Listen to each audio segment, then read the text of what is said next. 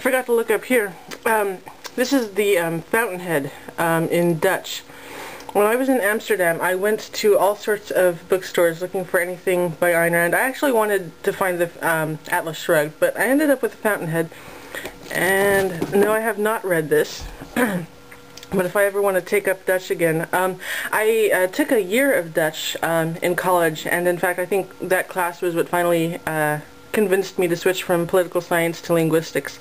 It's a really fun language. The rhythm is a lot of fun. It goes up and down and up and down. It's just a lot of fun to speak and to listen to. Alright, let's see. Blessed Last Chance. This is kind of on the same lines as some of Mark Stein's stuff. Basically talking about the threat of radical Islam and the threat of lack of confidence in Western values. Let's see. Fair Tax book by Neil Bortz. Kind of interesting. Let's see. How the News Makes Us Dumb. Yeah, that's kind of a silly book actually, but it makes a good point. I've actually many times thought of pulling out the camera and taking a shot at the CNN website to show what kind of things pass as the news, but it's not even worth doing that much, so hell with the news. Let's see, Brave New World. Yeah, if you read that in high school and you haven't read it since, I would highly recommend going back to it, because it's so much better than anything that you can appreciate when you're that young, so it's kind of too bad that people only read it in high school. Let's see, Learned Optimism. The idea behind that is that optimism is a mental habit that can be learned, just like pessimism.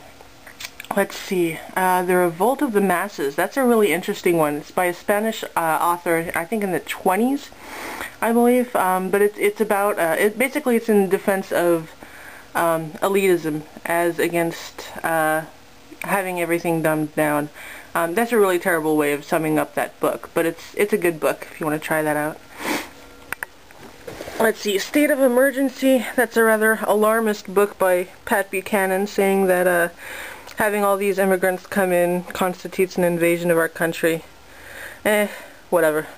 So let's see, here's another Dalrymple book. Our Culture, What's Left of It.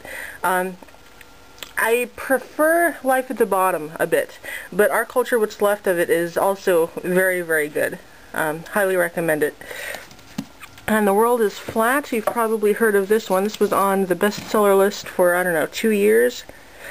It's by Thomas Friedman. He has basically he's looking into how technology is leveling the playing field globally, and that all a person really needs is an internet connection and certain minimal amounts of technology, and they can work anywhere in the world that they want, which has been just great for places like India that has a very educated populace but a pretty bad economy and not a whole lot of opportunity just yet, but it is really helping with global progress. So this is a great book if you're looking for some good news. Let's see, Good to Great. That's about businesses that improve. Changing Minds by Gardner. Just ignore this book. I hate to highlight something that's not very good, but Howard Gardner's books their titles always look like they're going to be fantastic, and then you start reading them and it's just kind of silly generalities and cliches. So look out for Howard Gardner and kind of avoid him. I mean, he's not bad, it's just pointless. Don't spend any money on him. Let's see, The End of History. This is something that I expect I will disagree with. Basically the idea is that liberal democracy, liberal as in freedom preferring, has won. It's won the test of history, and it's... Okay, so here we've got some more Nietzsche. Beyond Good and Evil and the Genealogy of Morals. From Dawn to Decadence. This is another book that I have not read. It's on my reading list along with maybe a dozen others. But this looks to be really good. 500 Years of Western Cultural Life by Jacques Barzun.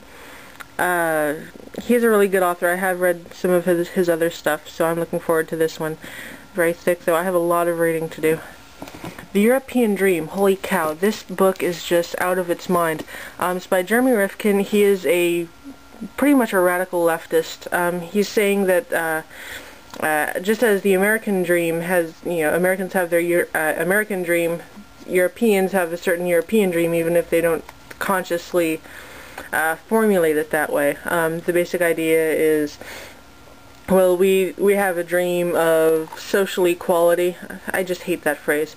But everything's going to be equal, and we're all going to be in this together, and we're going to save the environment, etc., etc., etc. And he actually is purposely misleads people in this book. For example, he talks about how Americans are such workaholics. He specifically says we work. Trying to get this wording right, because I don't know where in the book this is, but he specifically says that Americans clock in for more hours of work than anyone else in the world. And he says even more than the Japanese. Well, I happen to know that in Japanese culture it is customary that after you clock out you continue working, because that's a sign of loyalty to the company. So it sounds very much like he knew that, and he decided to word things artfully just so that he could bash America in the process. So this book just really pisses me off. So yeah, if you want to get pissed off, read this. If you want to feel optimistic, read that. So let's see, Cowboy Capitalism. This is written by a Swede, I believe. Yeah, he's from Sweden, and he talks about, he refutes a lot of the European myths about American capitalism. He points out, for one thing, that according to American standards of poverty, 40% of Sweden lives in poverty. So for all the notions that Americans are so poor, well, they're actually poorer than we are by their own standards. So let's see, Menace in Europe. This is another one. Move. I guess there's no such thing as a philosophy video that doesn't have a cat interfering. So this is by Claire Berlinski.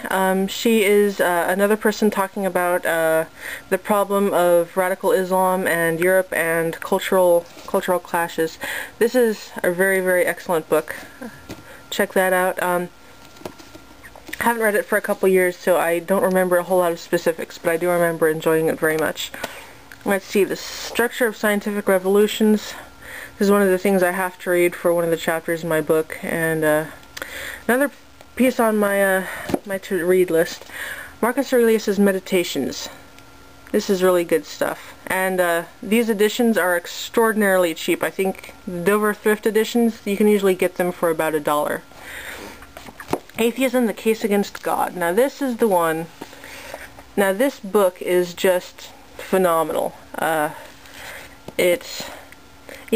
think this is the book, my first copy here. This was actually the first time I ever heard of Ayn Rand was in this book. I loved the concept of the fallacy of the stolen concept. I thought that was great, but this book is extraordinarily thorough. I read it, I think, around the same time as I read Losing Faith in Faith. That summer after my freshman year of college was very, very philosophical. I completely delved into atheism. I was still a leftist. I hadn't really discovered Ayn Rand yet.